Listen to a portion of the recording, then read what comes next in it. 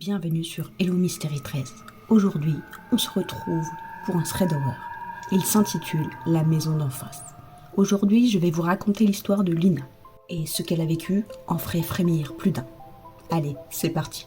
Lina vivait dans un petit appartement au 2e étage d'un immeuble ancien, en plein centre-ville. Chaque matin, quand elle ouvrait ses rideaux, elle voyait la même chose. Une vieille maison en face, abandonnée depuis plus de 10 ans. Les volets arrachés, les murs fissurés, le jardin envahi de ronces. Une coquille vide qui semblait absorber toute lumière autour d'elle. Lina ne s'y intéressait jamais vraiment, jusqu'au jour où tout a commencé. C'était un soir, un jeudi, il était 23h40. Elle travaillait sur un ordinateur, fenêtre entrouverte pour laisser entrer un peu de fraîcheur. Alors que tout était silencieux, un bruit étrange monta de la rue. Clac, clac, clac. Ce n'était ni des pas, ni un animal. Un son sec répété, comme des doigts tapant doucement contre une surface. Intriguée, Lina se pencha à la fenêtre. Au premier regard, il n'y a rien. Mais après quelques secondes, elle remarqua une petite lumière dans la maison abandonnée. Une flamme, faible, vacillante, comme celle d'un briquet ou d'une bougie que quelqu'un déplacerait lentement. Lina plissa les yeux. Dans l'obscurité de la pièce, elle distingua une silhouette, très grande, trop grande. Une forme humaine, mais avec des proportions étranges. Épaulée, presque collée au plafond, bras anormalement longs, tête légèrement penchée. La silhouette était immobile, face à la seule fenêtre encore intacte de la maison. Et du bout de ses doigts pâles, elle tapotait la vitre. Clac, clac, clac.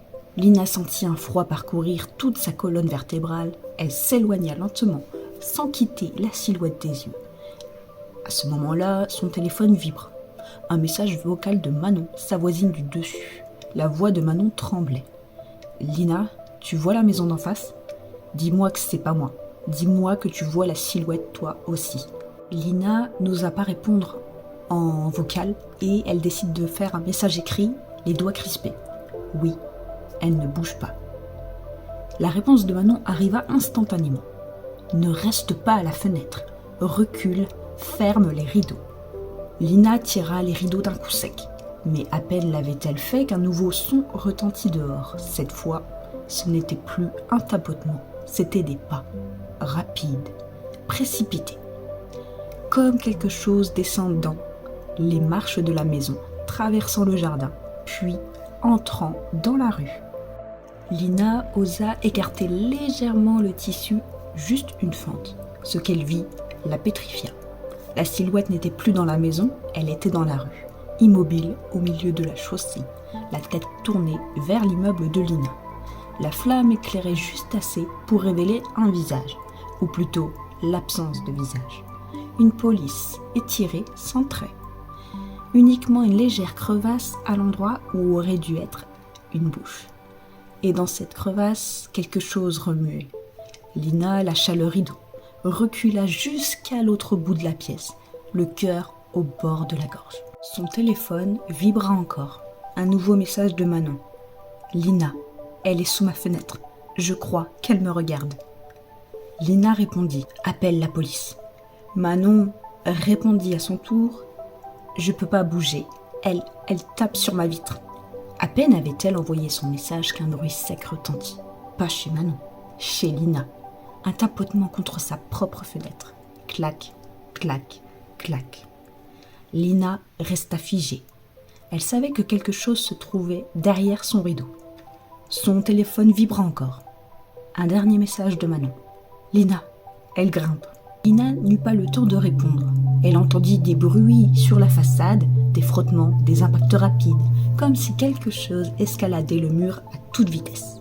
Le tapotement sur la vitre devint plus pressant. Clac, clac, clac, clac. Puis, un long silence. Lina retint son souffle. Elle s'approche très lentement du rideau, chaque pas résonnant dans l'appartement silencieux. Elle tendit la main. Au moment où ses doigts effleurèrent le tissu, la vitre se fissura, net. Comme si une pression énorme venait d'être appliquée de l'extérieur.